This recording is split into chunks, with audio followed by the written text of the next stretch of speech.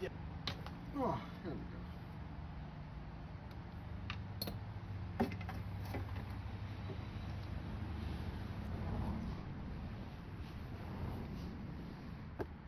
Oh! Freaking drain bolt in the damn canister. So yeah, let that drain out, let it do its thing.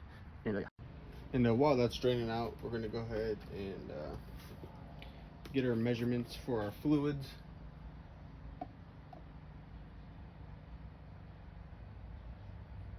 My bag takes 750 milliliters. So we're going to go ahead and get that prepped now.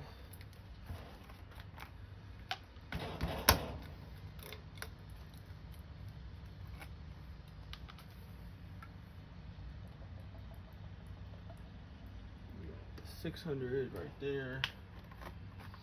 And we'll go ahead and add the rest of the 150 once I pour that in. Alright, so we went ahead and put our drain bolt back in, and one thing I forgot to say is when you're draining your oil, you want to take your fill cap off as well, so your oil will flow out more easily. I'm just going to pour this in there slowly.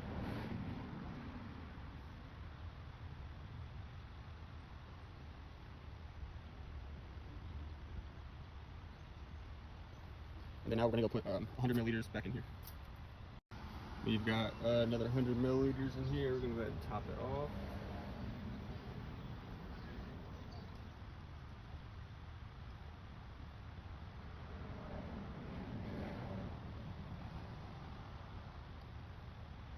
And we'll let the rest from the funnel fill in. And once that's done draining, all you got to do is put your fill cap back on.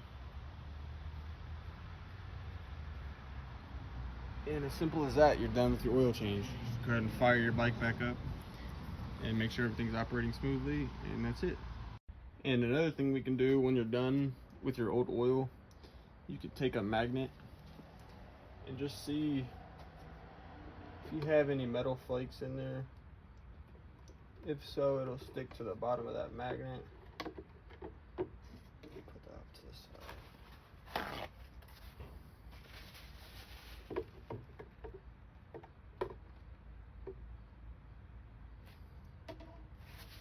And if you do, they'll be at the bottom, and we do not. Just dirty. So yeah, that's that. And this is a magnet, as you can tell. Picking up tools.